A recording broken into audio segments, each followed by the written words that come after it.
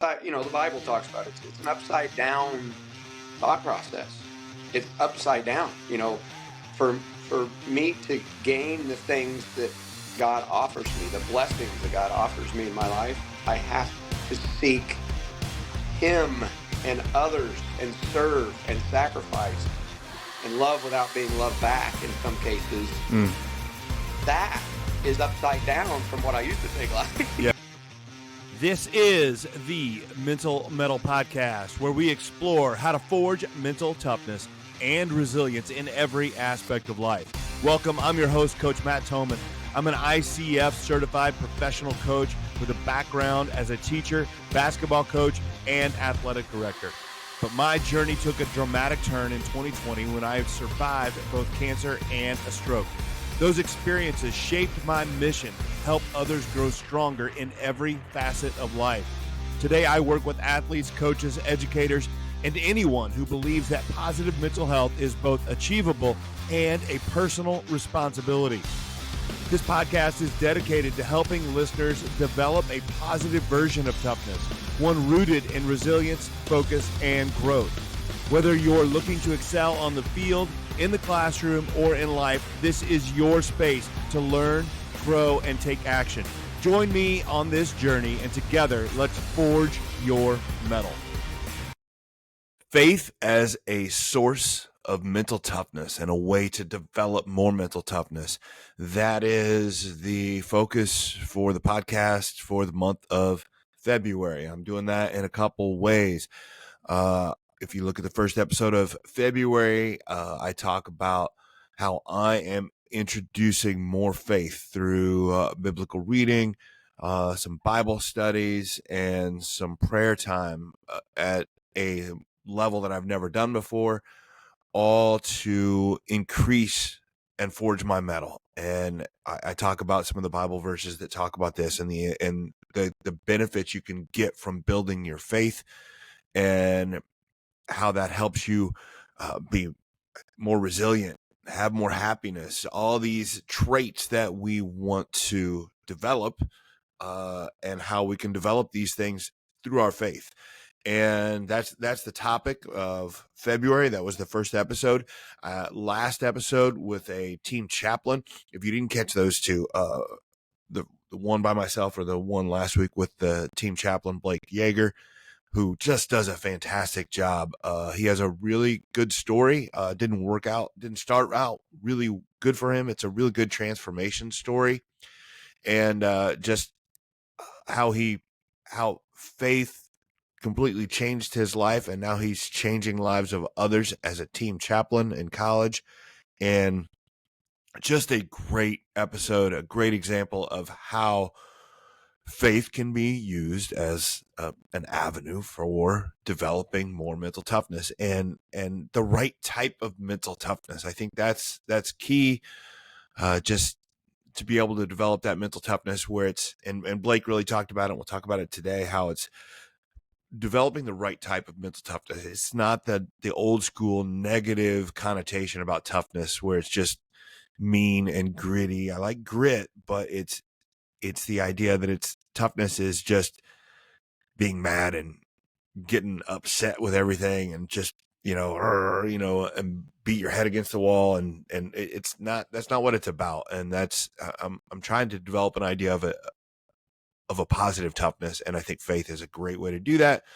And today my guest, Jarrett Brown, has been a coach a lot of different places. He coached my son for a little bit, and he and I have been friends now for a while. And Jarrett's got a great testimony and a great story that just fits in with exactly what I'm talking about. So check out this episode. But if you like this idea, if you haven't gone back, if you haven't heard them, go back and listen to the other two episodes from this month where, there's 80 some plus other episodes. You can check out the Mental Mettle Podcast. I would appreciate that. All the liking, all the sharing, all the commenting you can do really helps out the algorithm and helps share the idea. So as you get into this and you hear this and you like this idea, then do me a favor and share it with someone. Put it on your social media, post it. So help me out. But yeah, let's jump into the episode with Coach Jarrett Brown, and talking about how him hitting rock bottom was the way for him to start to lean into his faith, and just how it's changed him as a coach. It's a really good story. In 2020, my life changed forever. I survived cancer, a stroke, and the mental issues that came with that. And those challenges gave me new perspective on life and resilience. And that's why I created Mental Mettle Coaching, to share what I've learned and help others grow stronger. I work with athletes, coaches, and professionals who are ready for a challenge and ready to embrace growth. Whether you're striving for excellence on the field, inspiring your team, or looking to elevate your career, Mental Mettle Coaching offers individual coaching, group sessions, and workshops tailored to your needs. Your next chapter of growth starts now. Contact me today. Details are in the show notes, and let's forge your mettle. All right, here we go. Welcome back. It's the Mental Mettle Podcast. I'm your host, Coach Matt Thomann. I'm here with my guest today, Jarrett Brown of East Peoria. I see you've got your FCA shirt on, so I know that.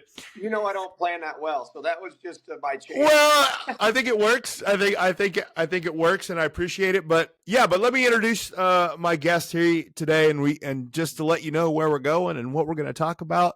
Head coach for East Peoria basketball, boys basketball, Jarrett Brown, and Jarrett coached my son, and we've been good friends now for a couple of years, and I can't thank you enough for coming on the show, Coach. Yeah, thanks for having me, man. I've been waiting for this opportunity. Are you kidding me? It's funny. I deserved. I just love talking with you. That's all. Well, we talk all the time. I just never hit record. Right. So hopefully we don't disappoint here. But since you didn't do a good job of giving me your background, and I know a little bit of it, just for credibility's sake, and it's not for it, I'm sure you'll stay humble with it. But I know you've been coaching for, what did you say, 27? Is this your 27th year? Yeah. Yeah. So give me a little bit of rundown on your background from a basketball coaching perspective. Well, I've had a unique journey with coaching. That's a whole other episode in regards to why. I mean, I do trust God in that he put me where I was supposed to be. But I was always chasing, man, from the very beginning. I started as I had assistant at Shelbyville. We won a state title in '96, and then I jumped in as a head coach from there, and just kept chasing. So my first head coaching job was at Chenoa High School. They don't even have a school anymore. So it was 100 and some students, 120 maybe. Went from there to Unity High School, which was 550, 60 students. And then went from there to Centennial High School, which was 1,600 students. So, I was just, I thought I was growing professionally. I've come to learn through a lot of reflection that I was just discontent. But at the time, I thought I was really, advancing myself professionally, and those were all really good stops, and I still have great friends at all those places. And then I jumped into the college game as a coach there at South Dakota State for Scott Nagy. He's at Southern now, and coached at Millikan actually for a few years until we had our second child. I remember driving up the driveway my 11th straight day of getting home at 1 a.m. or after because of recruiting games, whatever. And we had a 2-year-old and a 3-month-old, and I thought, what am I doing? Yeah. So things happened, and I ended up back at Unity High School, as a matter of fact, where I was at before. So it was a good landing spot to get back into somewhere familiar, the people I knew, the school. And then I went from there to Morton, was at Morton for a good while, got out of education and got in the private sector. Then I was fortunate enough to meet you at DMAC and your son and all the great people there. And here we are at East Peoria. So, my journey is the opposite of the spectrum of people like Tim Meese or Rodney Keller, those guys that I respect so much that were at schools for 30 plus years, Yeah. I love that you noticed that looking back, that a lot of it, it was your own discontentment. Oh yeah, yeah, Yeah. yeah. And it's that's a lot of the growth that I've had as a person, as a husband, father, and just a man of God has been to recognize those defects. Really.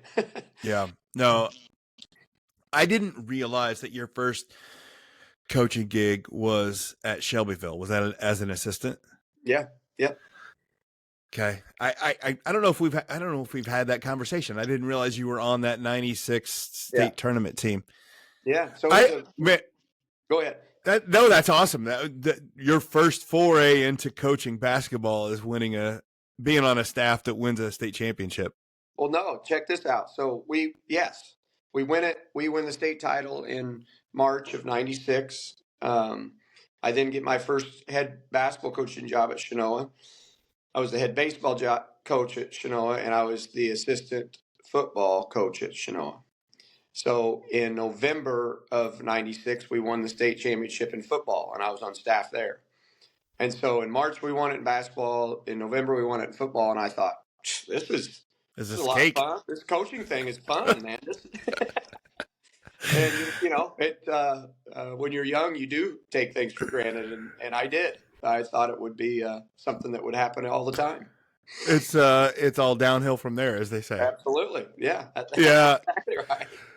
So this is going to be this story here. I've got to tell you this story. I wasn't intending to tell the story in this podcast, but it's so. I was, of course, in I can't remember. It was a 5-year anniversary. They did a thing with that '96 team. They brought them back to Shelbyville. Have I told you? I don't think I've told you this story. So they bring the team in, and they're going to do an exhibition game, right? Mm-hmm. Hey, bring them back in. Have an exhibition game. Well, who are we gonna have to come in and play these guys for a game? And I mean, and it was packed. They had people in. I was there. Well, were you? I was there because I was on. Absolutely, because remember we smoked them. The guys that so what they did, they brought a lot of guys in that had played college basketball, thinking, well, our state team, and it just goes to speak that like. Anybody who's played, like, you can have a state tournament caliber team, but that doesn't mean everybody on there is college basketball level. And they brought in a bunch of ex-college players, and That's a riot. I can remember. Yeah, no, I was there. And our mutual friend Eric Smith was on the team. I mean, we beat the snot out of them. I can remember that. I remember. So you were there. I didn't. But I didn't. Yeah, I don't think I. I probably said hello to Eric because I knew him and some of the we just didn't cross paths. That's hilarious. That is hilarious. No, so you do remember. That's funny. Yeah, so I was there. I mean, I wasn't any good, but I was good enough to be on a team to beat a state championship team. But that's, what I mean. There you go. They're actually trying to schedule now as we speak, and I don't know if we can pull it off here, but they want to host a shootout next year, Shelbyville, and they want to bring in Moline, which is Sean Taylor. He was the head coach at the time. And they want Sean to come in and play someone. And then they want us to come down and play someone and then honor it'd be 30 years now. So, that's how fast I know. Right. But, there you go. Yeah. So I don't know if we'll be able to pull it off with our scheduling. We're trying to maybe open some things up, but that's 30 years now. They're going to be celebrating. Yeah. Yeah. No, it's funny that when you get in the business, you're doing this, you just meet so many people, and it's my favorite part about it, and it's my favorite part about doing this podcast is just getting to know everybody and talking to people. So, talk to me a little bit about you did have a little bit of like you said, a foray where you got out of coaching, and then now you're back into it. Mm-hmm. I want to talk about the decision to leave coaching, and then also the decision to come back. Yeah, absolutely. The decision to leave is very interesting story in itself. When I was at Morton, we had started what's called the game ball run there, and it was we actually the first year ran from Morton to the Children's Hospital OSF as a team and raised money. And I think the first year we raised $20,000 for the Children's Hospital. We did it every year after that. and it became very, very successful. It's raised over $1 million now for the Children's Hospital. And with that being said, I had the president of OSF come in and speak to our team 2016, something like that. I was walking him out after speaking to our team, and he was walking with me. He asked me the question, have you ever thought about using your skills as a leader in sport and in education in the private sector? I'm like, nope. That's like that conversation that doesn't happen very often. That's It odd, was right? very unique. He goes, Yeah. what? He goes, would you meet with me for dinner? And I did, met with him for dinner. And he said, what would you say if I wanted to make you the president of the Children's Hospital? I said, why would you do that? And I said, second question would be, how would you explain that to your board of directors? Yeah. And so, interestingly enough, we had more conversations about that. It never materialized that way because he ended up taking early retirement. He left. The new president of OSF did not think the same way he did, and it didn't materialize. But it did stick with me. And you speak of discontentment. I lost my way, and I'll be honest with you. I lost my way, and all of a sudden thinking that I could go make a bunch of money in the private sector, and you can. Yeah, You can. absolutely. It's there, but it's messy. It was messy for me. My first day on the job, I was working for a construction company as a general manager, management position, and the person training me from corporate was asking me about my background and all that, and I told him about it, and he said, "Oh, okay, that's good. You're probably really passionate about that." He said. I'm like, "Yeah, I was. Yeah, I am." And he goes, "Well, in this business, you got to step over dead bodies to make the next dollar." And I said, "Oh, okay. Well, that was true. That was the mindset, and and that was day one." And I was like, "Oh my gosh, what did I do?" And it was. I learned so much about myself, and talking about living outside your comfort zone. I did that. I feel like I faked it till I made it every day. I worked at it pretty hard, I thought, but it just was never for me. I really missed the bell to bell schedule. I really missed all that comes with education that I didn't think I would. Not just. I was leading people. I had a large sales team. I had a production team. I had a team of people, but um, you know, I just know a little bit about basketball, and I like doing that. And so when given the opportunity to come back to that and not have to move our family, we parted ways with the company, and it worked out from there. I think that there's a lot in that. I love that you left and you came back, because it's one of the things I'm trying to do on this podcast and get the message out there that, like, I know that teaching and coaching somewhat it's much maligned anymore, right? It is. And even within the profession. Yes. It's like, oh, this is the worst. It's terrible. And I'm telling you, it's not. Like I started a career not in education, and I grew up with a family of educators, and I just started slowly gravitating towards it. And then as I got into education, I was like, there's a lot more than money, because I like this. This is fun. It's enjoyable. Yeah. It is. Though, to your point, it took me to have a total transformation as a person, in my heart, with my relationship with God, through some trials, a lot of trials, hard times, to come to realize that I was coaching to win. I left coaching and teaching to make money. I was doing a lot of things for the wrong reasons. And when I came back to it, I'm in such a different place. I'm not the same person that I was before. And consequently, I have a lot better relationships and even capacity to build relationships. I'll put it that way, with students, with colleagues, with players, with coaching staff, all of it, because of the change. Yeah. Yeah. I would like to spend a little bit, and I never want to ask you something you don't want to talk about, but I'd love to talk about that transformation, because as a coach, and as a, I do life coaching and mental coaching, like I'm all about transformation, right? That's what Yeah. I'm all Yeah. about. So when I hear somebody recognize transformation, it's a story I want to hear about. I want to know, like, what facilitated the transformation, how you made it.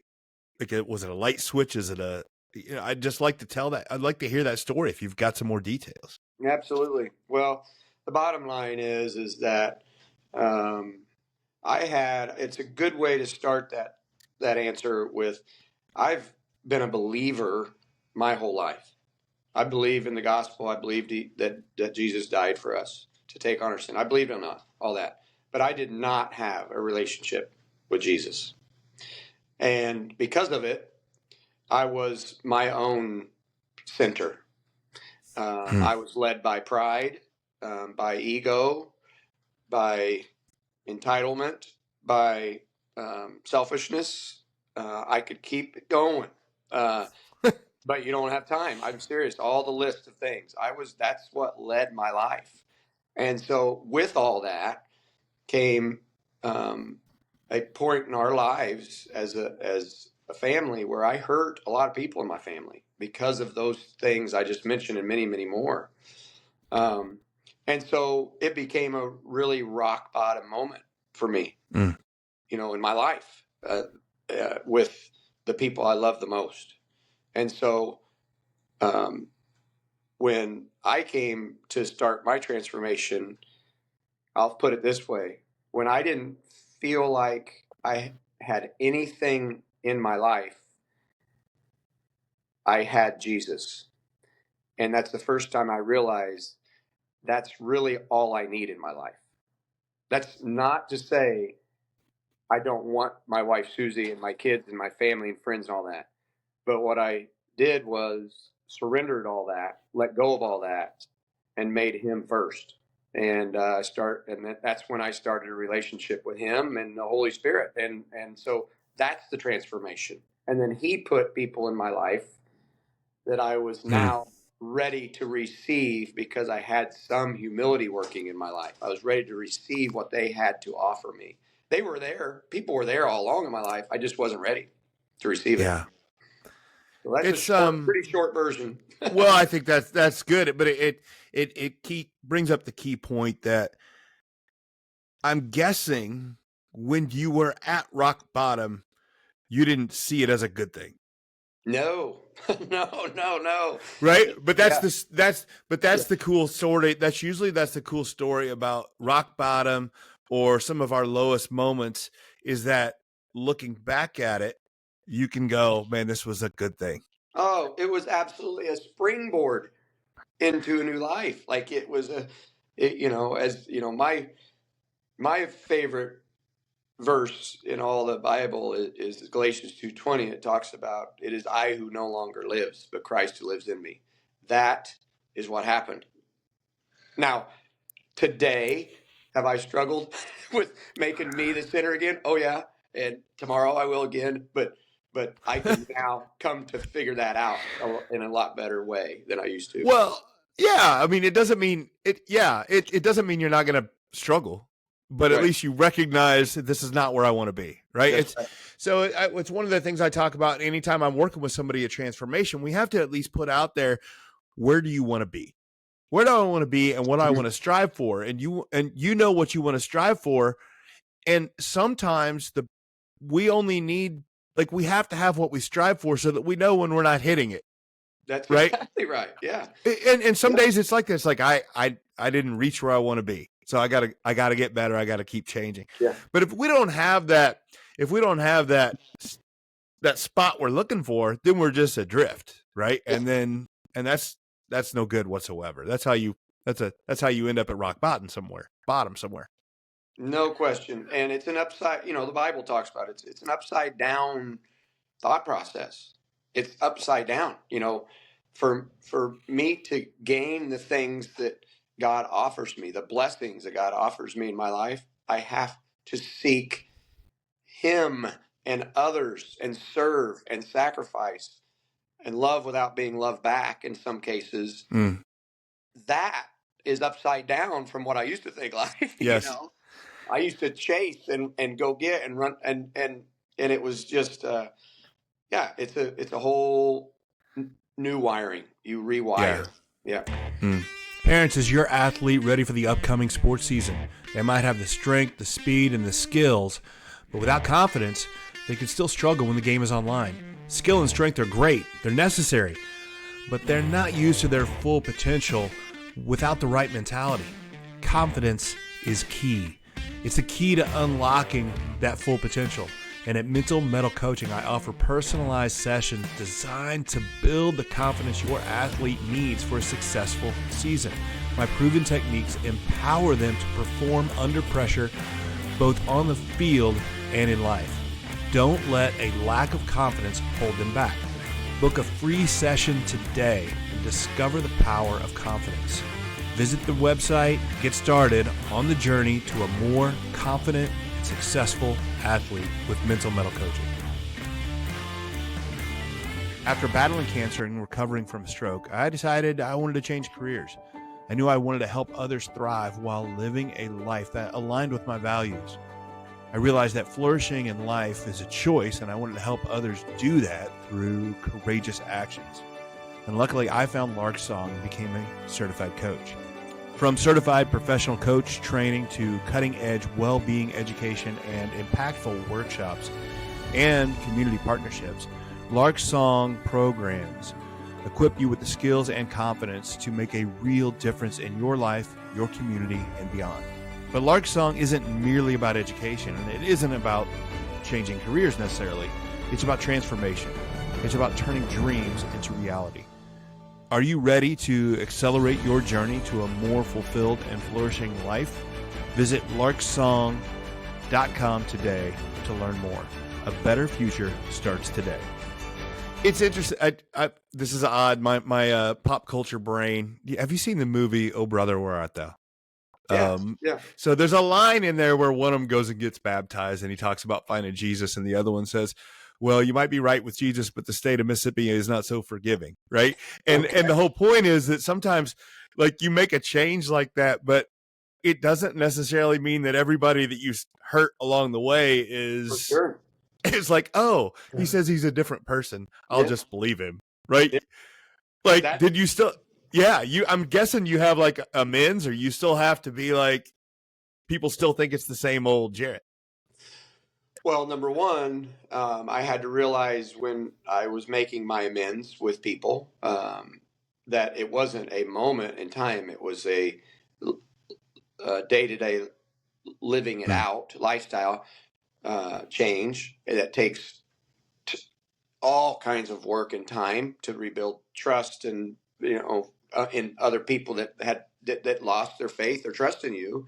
So that's one. Number two, I had to using the word surrender, understand that I spent my whole life manipulating outcomes, controlling the narrative of conversations. I did it all. I was masterful at it, and I had to realize that it is about surrender. God will do the work on their hearts, but I have to just let it go and walk it out. Walk out the fruit, right?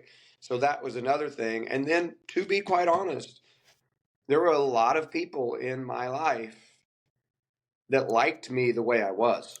Oh, yeah. Yeah. And they are no longer in my life. And that's okay. That's okay. But I'm not the same. I'm not the same. It's funny when you're talking about being a manipulator and stuff like this. Like, God gives us... We talk about, there's so many verses in the Bible that talk about the God gives us our different gifts, right? But the gifts that he gave us can also be we can use them for evil as well, right? Oh, So sure. the same gifts that made you a really good manipulator now like when you make it God-centered, Yes. it means you're probably a better leader of young men now with when your center is different. And I think that's the same gifts that God gives us that, to worship him and all these things and glorify him, can be used. Like, that's also what we got to watch out for. Oh, for sure. And it's about, like, I'm not smart enough to complicate this whole thing. I am not. Like, when I think about the direction that God has given me, it's number one, to love him and no other gods. Number two, love others like he loved. And then these words like go, follow, listen more than talking. Like those things I don't always do well, but those can always come back to me like this, about doing those things. And that's what I have been called to do, period. And not to, there's no, in those moments of teaching or leadership that Jesus displayed, there's no, uh, you know, trust in God with, most of your heart. It's trust in God with all your heart and in all ways, submit. And so it's very clear. Yeah. The Bible uses a lot of absolutes. There's it's not, yeah. You don't just dip a toe in. You want to No, cannonball, like you no, cannonball in, right? that's right. So I'd love to hear specifics on this transformation and how it changes your coaching. Mm-hmm. Well, I just mentioned part of it, and that is listen more and talk less. Yeah, but what's that in it? What's that look like in a daily pursuit, in Yeah, a daily practice? absolutely. So I'll give you a glimpse of an old practice. Okay. To begin with, because of my pride, I knew best. Um, if I ask a question to a staff member, I didn't listen. I already knew the answer. I ran the whole show in practice. I was very overbearing, meaning like you just had to keep up. I said it all the time, just keep up. I had coaches that were really interested in knowing more and whatever. And I'd be like, just coach on the fly. You got to keep up. You got to keep up. And I wore it as a badge of honor, like I was better or something, right? And now I rely on people. Like I am willing to admit, in a vulnerable way that I don't know I don't know what to do here. What should we do? Or I give pieces away purposefully. Uh, Coach Thornton, you've got pregame routine. Coach Hobson, you've got I don't do any scouting. I participate in scouting, but it's all been given to our staff. And so that's just a glimpse of what it used to be like. I did it all because I'm the only one I thought could do it. Now we spread it out. The fact that I'm able to recognize that, like Coach Humbles he runs our open gyms, our off season open gyms and development, and he is so strong in that area. He's so strong. I would just get in the way. So I try to keep up with him in that area. And relationally with Coach Thornton in the building, I'm lucky to work next to him, but just to watch him, relate to the players and kids and just kind of piggyback on what he said. It's just really being humble, allowing true unity to happen. Um, Looking for opportunities to serve. Those things those may have been like really cool bullet points in the past that Right. But they weren't things that we were walking out. So, anybody can print a T-shirt. Yeah, right. Exactly. Oh yeah. It's how I had it's cool how you, signs on the wall back. Oh, absolutely. Right. It's easy to do. Right. Yeah. So you're talking about you're talking about a transformation. You're talking about doing things completely different. Yeah. I'd like to know what the result is. Like, what do you, yeah, what are the, like, how do you notice? That's what you're doing differently, but what are the results? Well, first of all, I should also back up and recognize when I went to South Dakota State and worked for Scott Nagy, this was the first athletic person in my life that I saw commit his life to Christ. Every day he was in Scripture, every single morning. His office door was open, but he was in Scripture every single morning reading. He walked out being a godly man, and he was the fiercest competitor I've ever been around in my life. And it's the first time I saw what you talked about with the person you had on last time, that there is no weakness about being a follower of Christ, none. And he demonstrated it to me, first of all. So now I wasn't ready to receive that either. Right. I wasn't but now I have that experience to draw upon, because we still feel like this game honors those that are tough. And so we teach toughness and every single day, and working hard. Our program goals are really simple. Just be the hardest worker you can be and get better today. That's it. We don't complicate anything else, And so how's it playing out? That's a great question, because in the past I would have measured that by what the scoreboard tells. Yeah. And we just don't now. We feel like that our relationships are growing. We feel like we do have pillars in the program that we make decisions by. They're biblical, servanthood, humility, unity. Those are our first three. Thankfulness and love are our last two, and those are our pillars. So when we make decisions as a staff, we measure it by those. Are we loving? Are we thankful for our opportunities? Is this uniting, and so on and so forth. So how's it working? We have great relationships building here in our program. Is it hard still? Absolutely. I mean, there's a lot of noise that's involved in a team that comes from parents, grandparents, girlfriends, whatever, that don't see it through the eyes and the lens of a team. We've got to manage those things and be proactive and preventative. But now it's not just do it because I'm telling you to. It's what's bringing you to this? What's your story? Where are you from? Who is it that is in your life? And we want to know more about them. So that's a big part of how we're different. Are we winning a few games? Yeah. Why? Because we have talent. Talent. That's it. I'm not coaching them up with secret plays or anything. We have talent, dude. But we're trying to grow them as much as we can to play for one another. See that there is truly lessons through athletics that can benefit them in their next phase, their next set of experiences they have, and we truly try to walk that out every day. So here's I'm going to try to formulate this question the best that I can, because you have coached as an old school coach. Yep.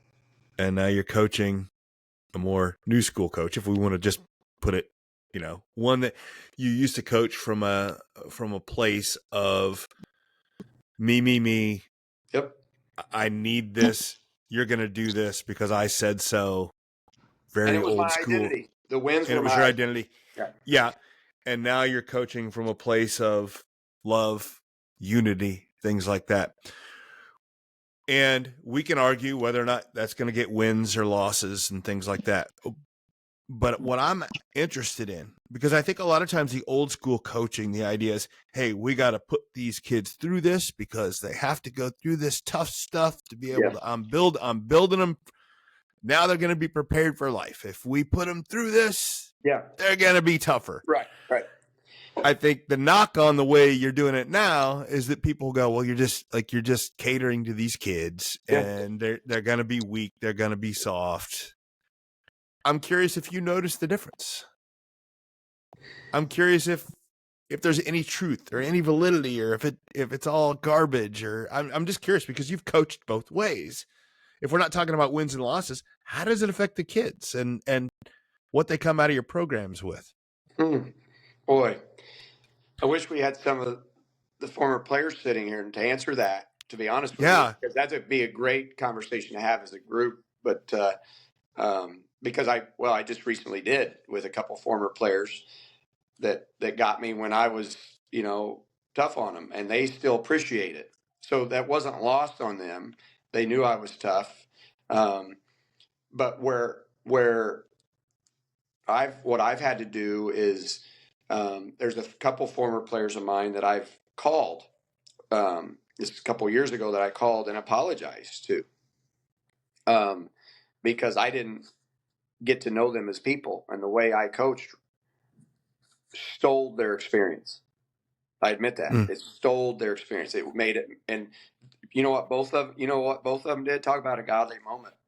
Both of them said, "Hey, I forgive you, Coach." I mean, yeah, and they're both godly men. They grew up in godly families, and they mentioned Jesus in both conversations that I had with them. Why I was crying and saying, "I'm so sorry," and they're like, "Coach, no, man.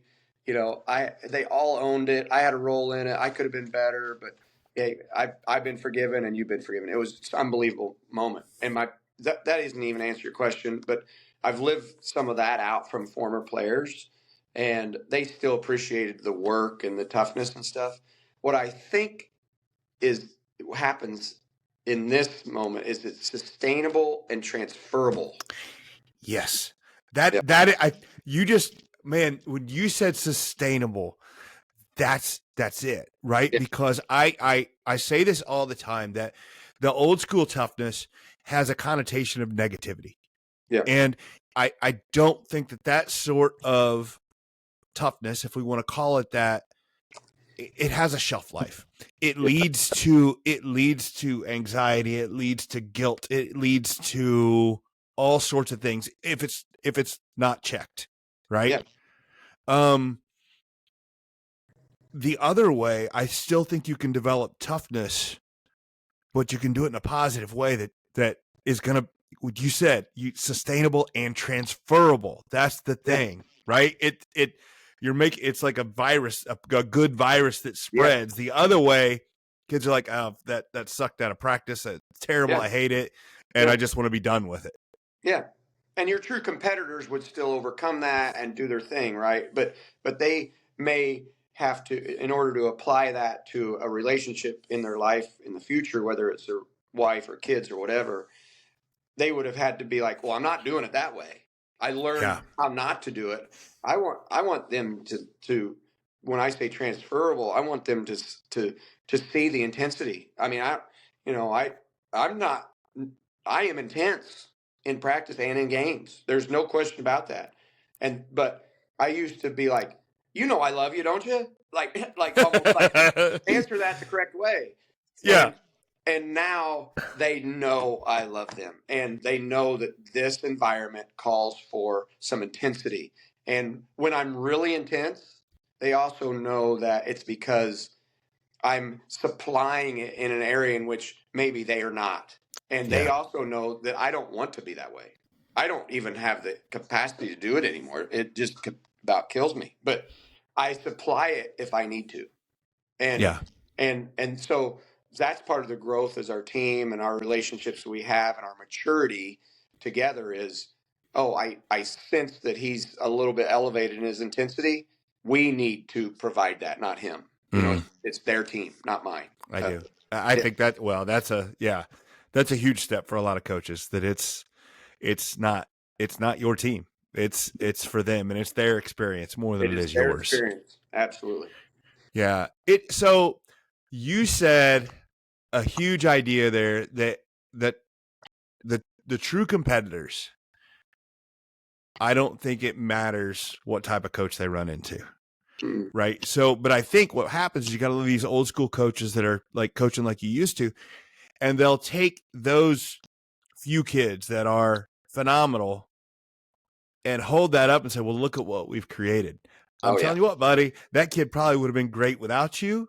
Absolutely. And you're not paying attention to you got these 5 kids that would run a brick through a brick wall for you because they'll do it for anybody. Yep. And they're fantastic, but you're skipping, all these other kids that, like I like to say, wouldn't throw a bucket of water on you if you were on fire. Yep. Right? Because the way you treated them. That's right. And but I think a lot of coaches do that. They point out those few kids, and you should be worried about how the last kid on your bench, the experience that he had, or she had with you. And we don't do that a lot. No. And I told your son this when he was being recruited. I said, when you go on your visits, you're the person who takes you on your visits and is your host is the player the coaches chose because they know he'll say all the right things, and do all the right things. I encouraged Lane and others to say, seek out the guy that doesn't play at all. Yeah. And see what his experience is like. If it's a good one, it's a good place, and that's that's hard to do. But still, there's some truth in that.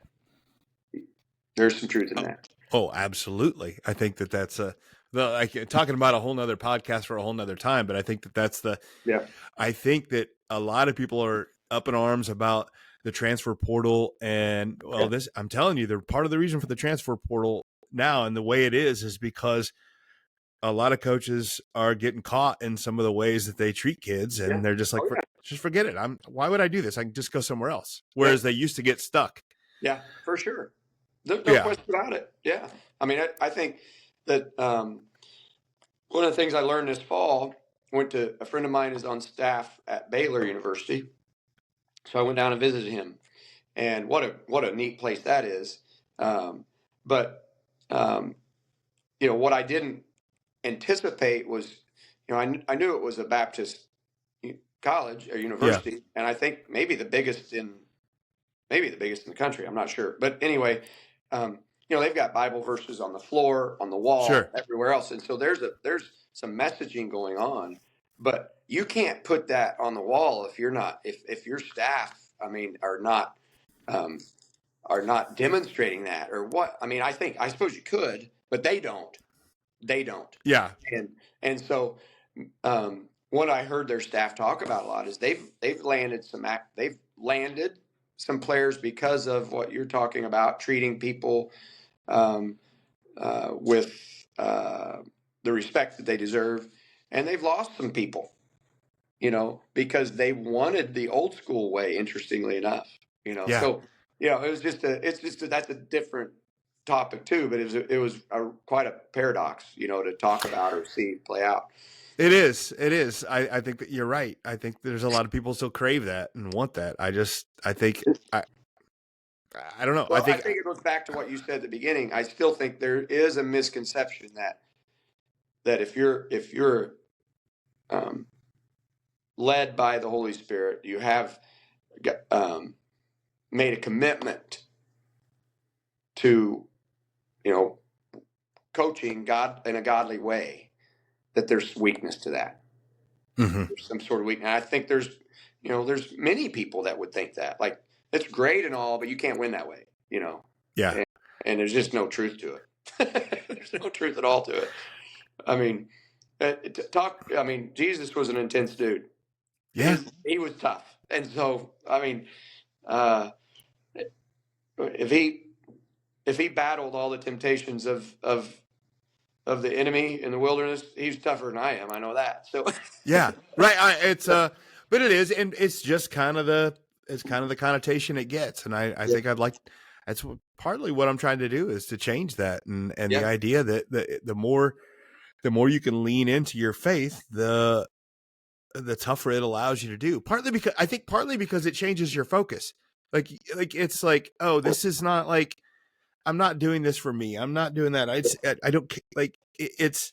It just puts your focus in the right place, and you also don't worry about when things start to go wrong, right? Because we're also talking about one of the things when we're talking about whether or not you focus on winning and losing, and you're like, well, you have to focus on winning, but when you focus on winning, you also focus on losing, right? Mm-hmm. And when you start to focus on losing, then things like, and you're going to lose because you're always going to lose it. And you focus on that too much, and that becomes all you think about. That's not tough. No. Where you're just so worried about everything, and you like wringing your hands and, oh, what are we going to do? This is terrible. I got guys out with injuries. Oh yeah. The refs aren't fair. Because you're so worried about losing that you become a whiner and a complainer. And there's nothing about that that's tough. No question. You want to talk about tough. Try to, like, you know how easy it is for people to come up. We've talked about this. How easy it is for people to come up with 3 things that are going poorly in their life. But you want to talk about tough. Keep focusing on 3 things that are blessings in your life every day. And like we've talked about this, and that's tough. It's tough to do. But you get better at it like anything else if you focus that way, you get better at it. Yeah, it's the old, you get the old hermit curmudgeon that is grizzled guy that hates everybody, and we look at that and we say that guy's tough, and I'm like, that guy's not tough. He's a complainer. Right?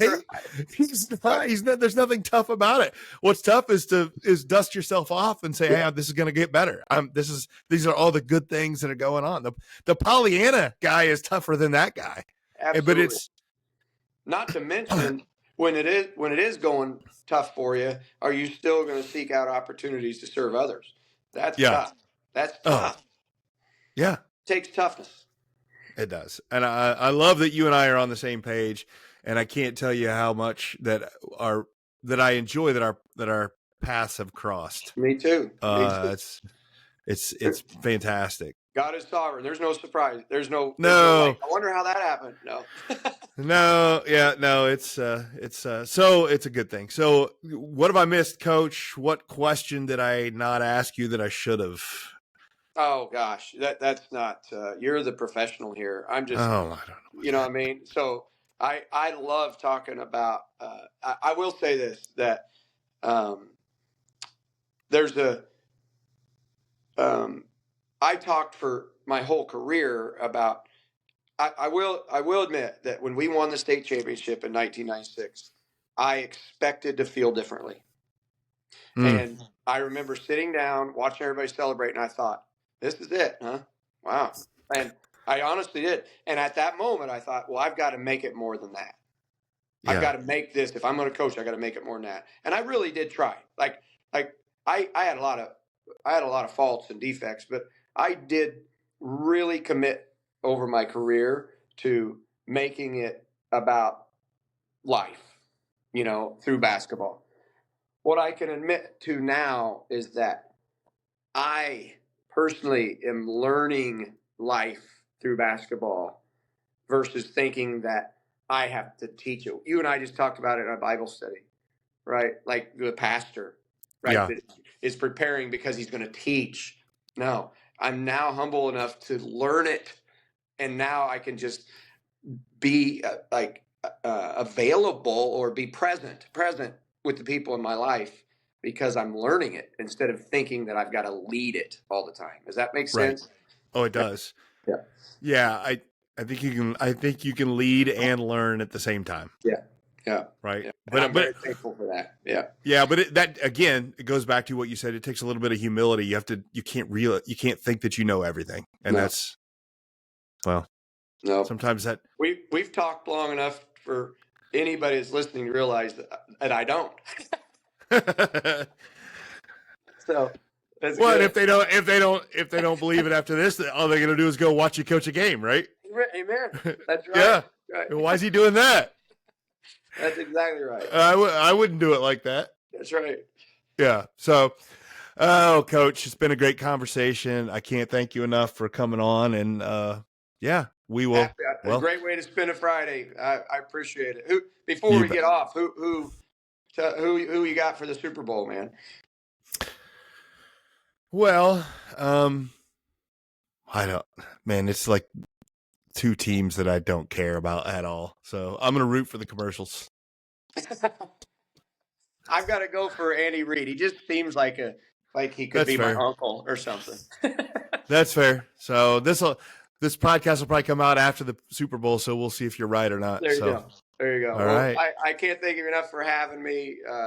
Awesome job you do with, you yourself being a part of transforming people's lives. So, I love you. I love your family, and thanks for having me on. I appreciate it, Coach. Thanks. Appreciate it. All right. Thank you. Coaches, do you dream of guiding mentally tough athletes towards a championship? Kids that are resilient, persistent, and unshaken by setbacks. Well, in today's world, those athletes aren't born. They have to be developed. Many athletes face significant challenges and risk burnout. So how do we foster that mental toughness without overwhelming them? Well, introducing the Ember to Inferno program, Building Mentally Tough Athletes. This series is designed specifically for coaches, offering a deep dive into your own journey of mental toughness and equipping you with practical tools to build confidence and belief in your athletes. Rather than just simply adding more adversity to their life, we focus on creating a strong foundation for mental resilience. You'll learn how to transform a spark of motivation into a blazing fire of toughness using techniques that address challenges like social media pressures, athletic stress, and trauma. Don't just wish for mentally tough athletes, build them. Join the Ember to Inferno program today and ignite the potential in your athletes. For more information, contact me, Coach Thomann, at Mental Mettle Coaching. So Jarrett said it a couple times in that episode, is the idea of him hitting rock bottom and how that was, he ended up being a good thing, and how rock bottom is what, that kind of like the foundation of the springboard for him to move forward. And if you've heard me tell my story a little bit, mine was different, but it's similar in the sense that very low point became, again, the foundation for moving forward. Mine was, after my cancer, after my stroke, which are understandable things that can cause someone to feel anxiety and fear. But I didn't like how that was making me feel. Tons of anxiety, some PTSD, a lot of fear about my life. And I had to start to think and do things differently. And Jarrett thinking the same way, that, he didn't like where his life was and he needed to move forward. We both call them very low points. I talk about how the worst day of my life, or a couple of the worst days of my life, ended up being the best days of my life because it allowed me to reverse course. But let's be honest, neither one of them were, what we would call rock bottom. There are ways that things could have gone worse. Honestly, we still had homes, families, things like that. So it could have been a lot worse. But I think the point is that we both recognized that it was a very low point, that we didn't want to continue to exist in this way. You have to have that recognition, whether or not you call it rock bottom or not, I don't know, but you have to have a point in which you say, I'd like to do things different. You recognize, hey, I'm not getting everything out of life that I want. I don't like the way I'm thinking. I don't like the way I'm operating. I don't like the way I'm behaving. Or as a coach, even, you might recognize that you're not getting the most out of coaching. You're not getting the most out of your athletes.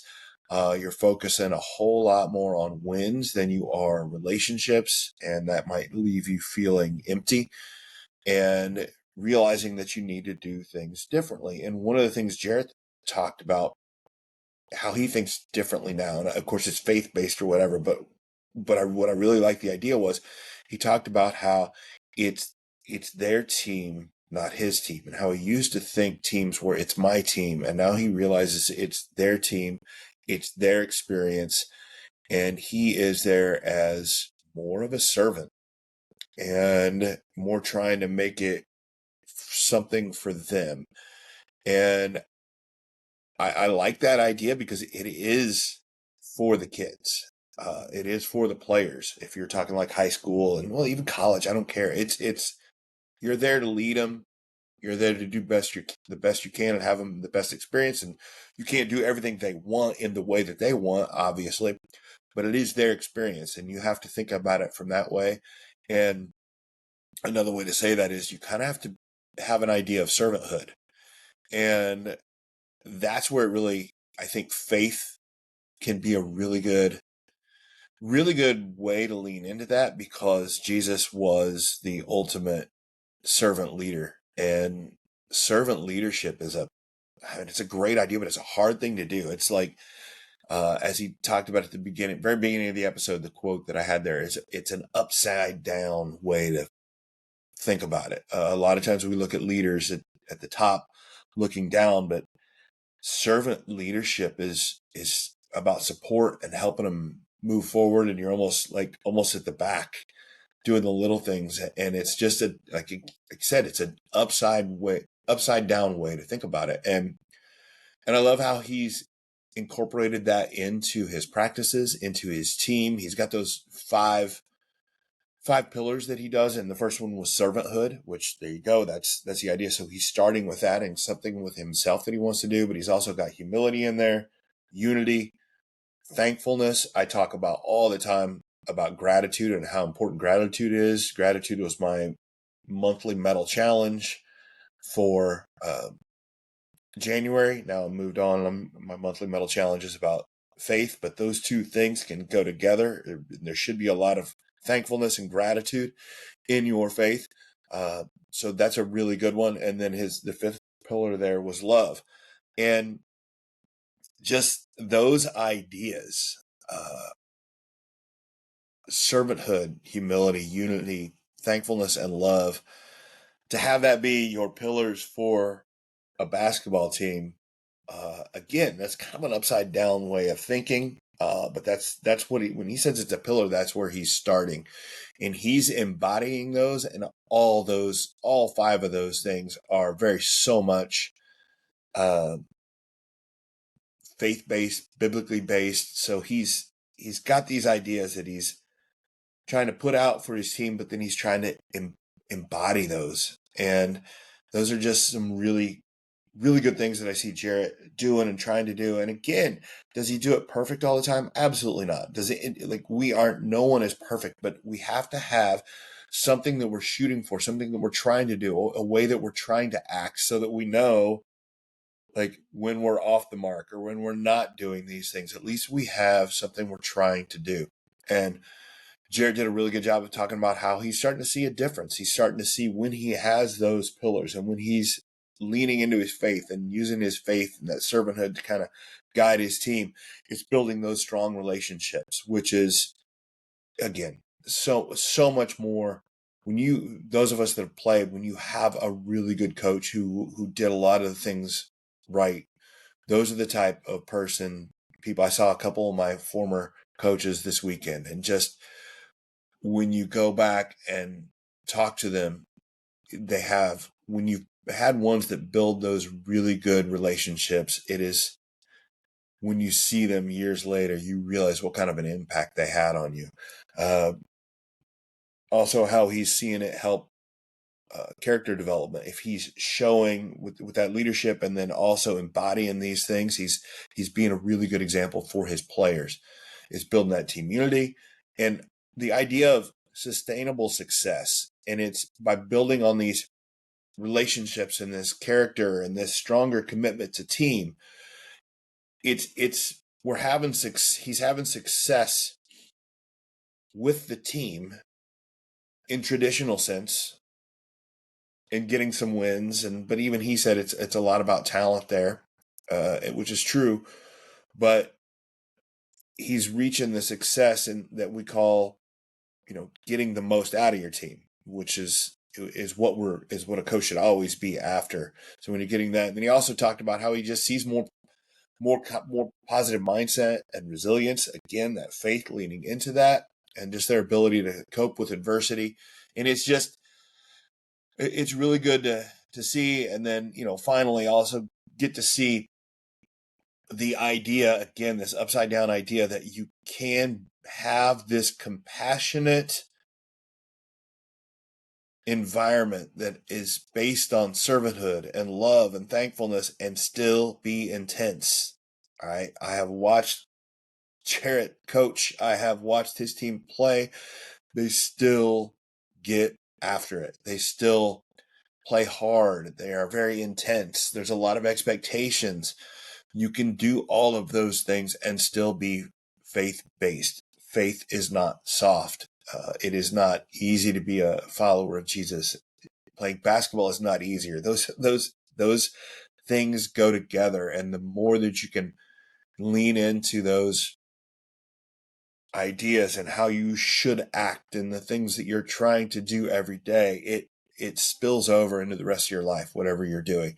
And if you're just being committed to an idea, and if you're committed in your faith, you can be committed in so many other areas of your life. And it is, as a coach, as an athlete, I can't emphasize enough how important that is. So hopefully you've enjoyed this episode. Hopefully, if you like it, hit the share button, make a comment, reach out to me. I would love to hear your story. I'd love to pray for you. I'd love to build a relationship with people who are thinking the same thing. If you've got good guests for me, send it to me. My information's in the show notes, but you can email me at coachtoman@gmail.com. I heard from a couple people this last week and reaching out, and I love hearing that I'm making a difference and building my network and reaching more people. And that's what this show is about. And I want to continue to do that. So, and I need your help to do that. So please do that. But for now, I'll see you next week. I'm your host, Coach Matt Thomann. This has been the Mental Mettle Podcast. And always remember to forge your metal. Thanks for listening to the Mental Mettle Podcast. Don't forget to tune in every week for more insights and strategies to help you forge mental toughness and resilience. This podcast is brought to you by Mental Mettle Coaching, where we are driven by a passion for sharing knowledge and experience that empowers others to play, live, and grow with confidence. Our mission is to instill a resilient and spirited mindset in our clients, enabling them to confidently face adversity and actively seek new challenges for personal growth. At Mental Mettle Coaching, we offer individual coaching, group coaching, and professional development for schools and businesses. Whether you're an athlete, educator, or professional, we're here to help you unlock your potential and thrive in every area of life. Until next time, keep growing, stay resilient, and always remember to forge your metal.